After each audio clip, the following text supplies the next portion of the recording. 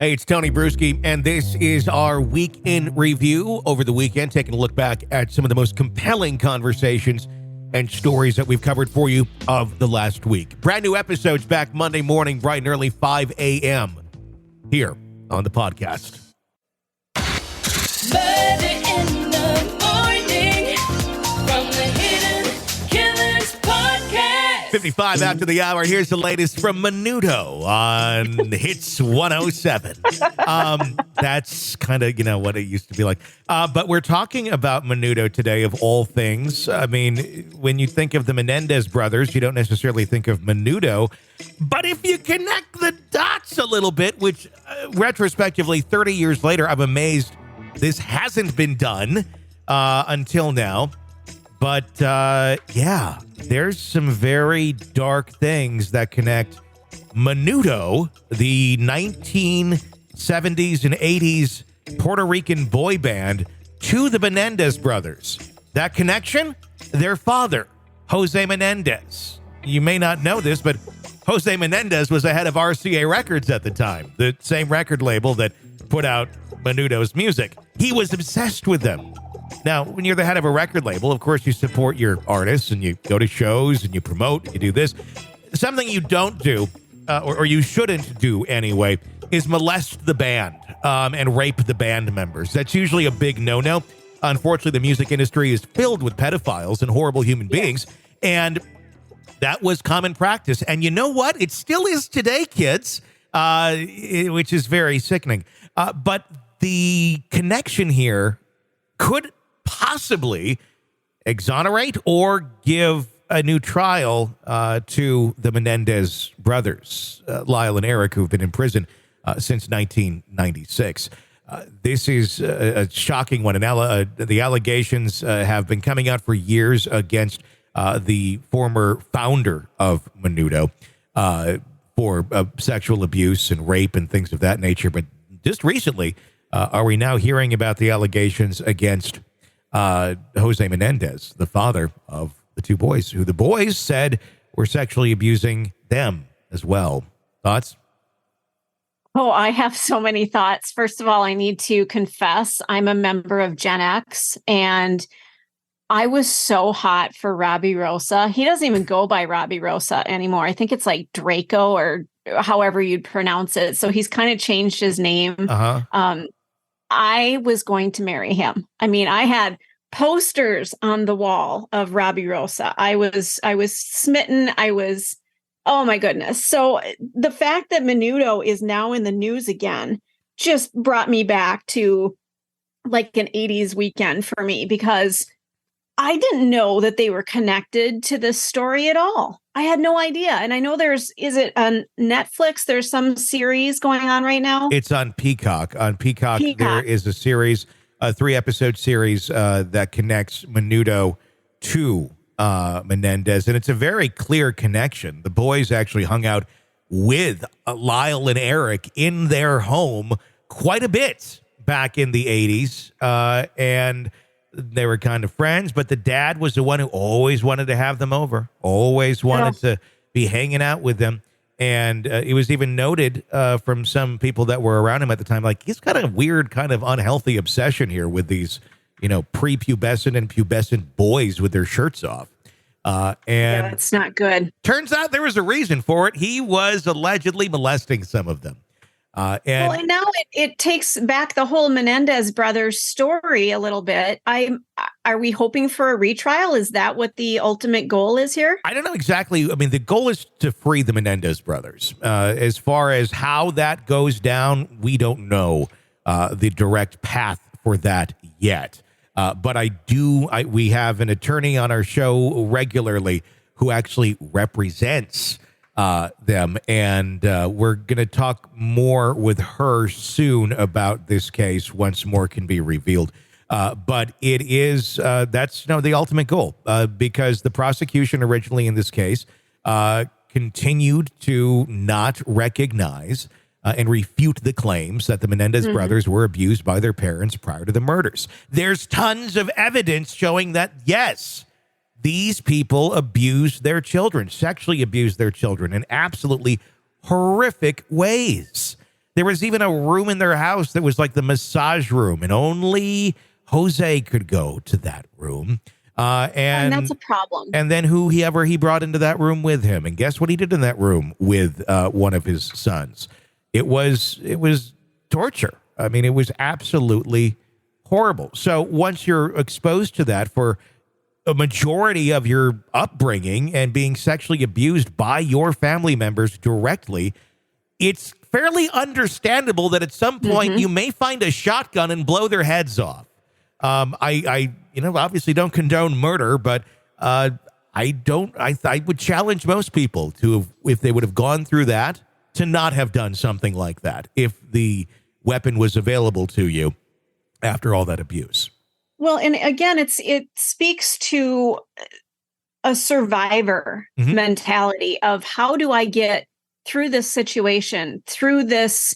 And I a little trigger warning here. I'm going to talk about, we've been talking about assault and rape, but if you are being assaulted, you're not thinking clearly. All you're thinking about is what can I do to escape this and to survive it? And then afterwards, it's how can I stop this from ever happening again? And so if it's your father or somebody who lives in your home, the only way that you can think of getting out of that is to eliminate him. Well, exactly. And we're talking the 1980s. We're talking if you make an allegation like that against your parents, guess what's going to happen? You're going to end up back at home because dad's going to say, oh, he's mad at me because I took the car away or because I'm not letting him play Atari or whatever it may be. There wasn't a whole lot of children being taken seriously when accusations like this were made back then. And especially a boy. If it were a girl, I think back in the 80s, we would have looked at that and gone, we should look at it. But a boy?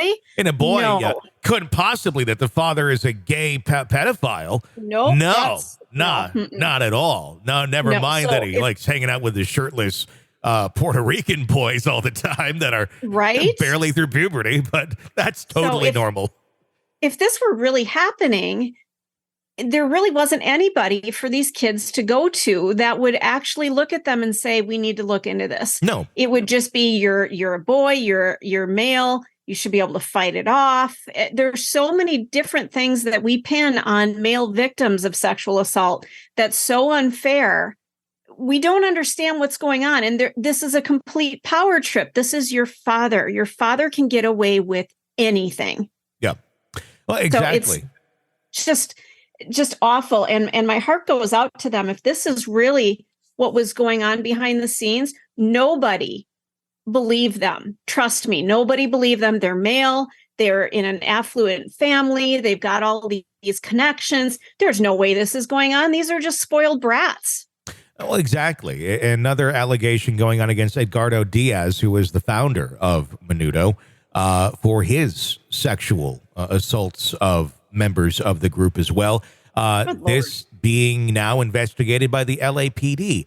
All these years later, literally 30-some years later, we're finally connecting some dots here. And it's going to be interesting because I'm going to guess the allegations with him are going to lead to something, maybe an arrest. Is there, I don't know, is there a statute of limitations on sexual assault in terms of arresting someone at this point all these years later? It probably depends on the state, I'm guessing. Yeah, it always depends on the state. They may have made a new statute that would say that you can go back now and go after somebody. We've seen that with a very high profile case in New York. It was not a criminal prosecution, but they went after somebody for a civil prosecution of sorts. So it's possible that you may be able to point a finger and say, you did some shit to me. From what I understand, California law allows survivors to file a claim within 10 years from the date of sexual assault or within 3 years from finding out they were injured because of sexual assault. So I'm assuming that's also if the crime took place in California as well. So I'm wondering. Right, but they were touring all over the world, exactly. So who knows? If they can point this into a state that doesn't have that statute where something happened, there may be a case, a criminal case that could go to trial at some point there. But beyond Eduardo Diaz, I mean, it sounds like a lot of the the men that were surrounding these boys that were managing them. I'm not implicating everybody because I'm sure there were some normal, healthy people. There was. There were in that documentary. Their photographer actually did stand up for them at one point. Wrote an article, tried to break the story, and he had his life threatened. He had his career destroyed, and in all of that. But he actually may end up testifying now, all these years later, if this goes back to trial for the Menendez brothers. To seek justice in this, horrific case that these men have now lost half their life behind bars because they were abused as children.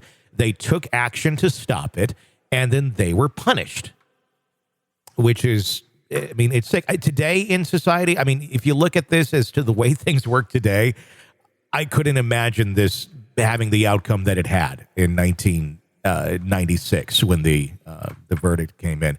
The new evidence includes allegations from former underage member of the 80s Puerto Rican band Menudo, asserting he was molested by the brothers' father, Jose Menendez. Another piece of evidence is previously undiscovered was a letter from Eric Menendez to his cousin Andy Cano, in which Eric implies ongoing abuse of his father. This along with the allegations from former Menudo member Roy Rosilio, who is in the documentary very prominently and who has suffered his whole life from this abuse, has attempted suicide multiple times, and has really led a very difficult life, who claims he was drugged and raped by Jose Menendez. They are central to the brothers' plea. Rosilio's allegations were made public in that docuseries, Menendez plus Menudo, Boys Betrayed, where these allegations have come to light in the last couple of weeks.